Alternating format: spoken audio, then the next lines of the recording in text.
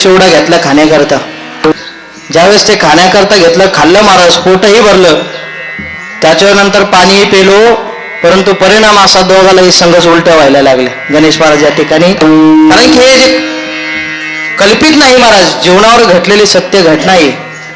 विचार केला, 2 दिवस झाले खाण्याकरता काही नाही, म्हणजे खाल्लंय ते सुद्धा पोटामध्ये राहिलं नाही, एवढा त्रास व्हायला लागला. दोघालाही संघच उलट्या झाल्या महाराज, काहीच पोटात एक कण सुद्धा नाही. दोघांना सुद्धा चक्कर यायला लागली, चालता सुद्धा येत नव्हतं. परंतु विचार केला, दोघंही उठून बसलो. सांगितलं गणेश महाराज, सद्गुरू बाबांची कृपा आहे, आशीर्वाद घेऊन या ठिकाणी आलोय, मागं जाऊन कधी आपल्याला दोघाला जमणार नाही. म्हटलं चला, म्हणलं चालू, म्हणलं पुढं. आणि दोघं बाबांचं भजन करत हरिपाठ घेत पुढं निघालो.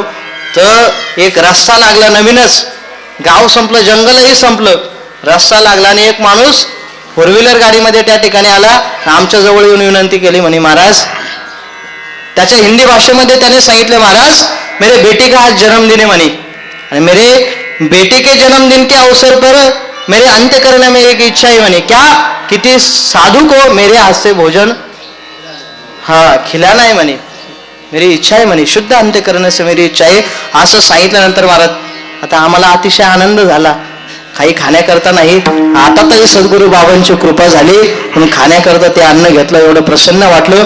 वेळोवेळी जीवनामध्ये असा प्रसंग आला, त्यावेळेस सद्गुरू बाबा पाठीशी उभं राहिले. त्याच्या पलीकडे जाऊन काय बाबांचं वर्णन करावं, ते वर्णन करण्याकरता शब्द सुद्धा नाही महाराज.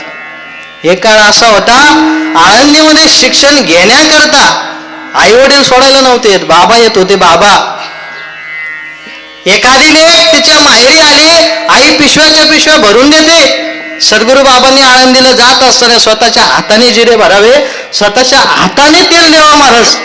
काय वेळ आली होती, विठ्ठल.